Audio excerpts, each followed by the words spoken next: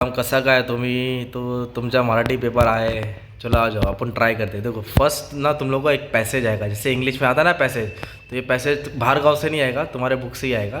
तो ये पैसेज है ना तुमको 8 मार्क्स का है। कितना मार्क्स का आएगा? 8। तो 8 मार्क्स का डिवीजन कैसा है?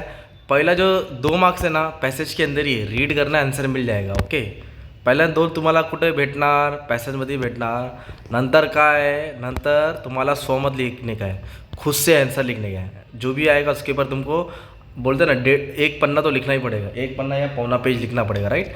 तो एकदम ईजी है, तुम लोग बचपन से मराठी पढ़े तो लिख सकते हैं। तो ये 8 मार्क का हो गया। फिर वापस से ना तुम लोग को एक 8 मार्क का पैसेज आएगा। 8 मार्क का क्या आएगा? पैसेज। तो जो 2 चिल्लर है ना वो तुमको पैसेज के अंदर ही मिलेंगे, रीड करने का अच्छे से मिल जाएगा।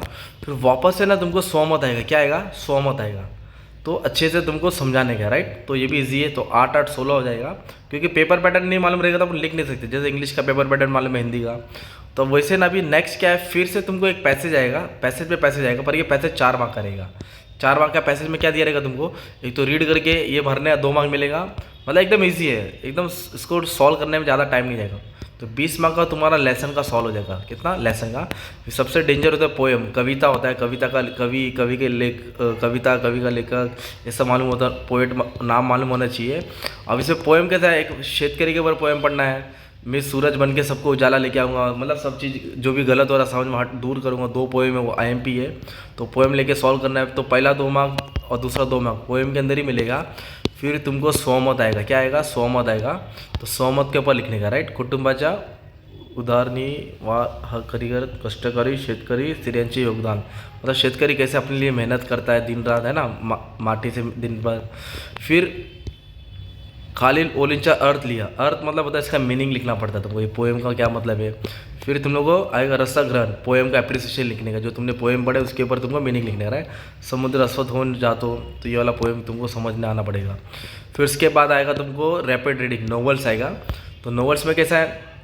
पैराग्राफ आएगा, 4 मार्क का आंसर है, 2 मार्क मिलेगा और 2 मार्क का तुमको खुद से लिखने का। फिर उसके बाद ब्रीफ आएगा। ये ब्रीफ तुमको याद करना है, आंसर पार्ट करना है। थोड़ा उत्तर लिया तुम लोगों को, मतलब कितना लिखने का? 2 लिखने का, एक 3 मार्क का, राइट। तो ये स्टोरी तुमको याद होना चाहिए, ठीक है, स्टोरी वाला ये पूरा लास्ट का। फिर बाद में ना तुमको क्या आने वाले में खाली कोणतेही 2 कृती सोडवा, मतलब इसमें क्या है, माहिती पत्रिका महत्व स्पष्ट करा, वृत्तांत लेखन मतलब रिपोर्ट राइटिंग है, बातमी लेखन आएगा, ये सब आएगा। मुलाकात मतलब इंटरव्यू, मुलाकात बोले तो क्या होता है? Interview question. तो ये 2 सोडा, मतलब इसका मार्क्स रहता है कुछ एक 4 मार्क दिए है।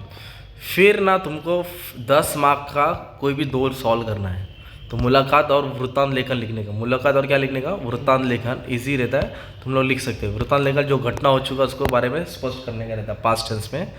और फिर एक मुलाकातीच्या समारोह कैसे स्पष्ट करते इंटरव्यू क्वेश्चन, तो इसका फॉर्मेट तुमने पढ़े, टीचर ने पढ़ा है। फिर ग्रामर थोड़ा खतरनाक है, तो 10th में पढ़ा, थोड़ा एडवांस है। तो 10 मार्क के ग्रामर आएंगे, इसमें अलग अलग आएगा, विधानार्थी आएगा, नकारार्थी आएगा, होकारार्थी आएगा, है ना। फिर समास वाला आएगा तुमको, फिर वाक्य प्रचार आएगा, ये सब तुम्हारा 10 मार्क। और सबसे मेन है ऐसे राइटिंग, तो ऐसे आएगा तुमको अभी अंतरिक्ष के ऊपर आ सकता है, क्योंकि अभी अपना चंद्रयान 3 गया ना यार। तो तुमको 2 पेज में कम से कम लिखने का, 10 मार्क का है, ये छोड़ना नहीं है। पहले यही लिखने का, निबंध। क्या लिखने का? पहला निबंध लिखना। अभी कौन सा निबंध आएगा मेरे को तो इतना आइडिया नहीं है, बस थोड़ा मराठी पेपर डिस्कस किया तुम्हारे साथ। और जो बाकी का सब्जेक्ट है ना, OC SP अकाउंट्स आणि इकॉनॉमी सर्व तुम्हाला तुमच्यासाठी बनवलं आहे, ते जब एक्झाम आएगा तर ते पण पहा। Okay, and all the best for exam. Thank you very much. काय नाही.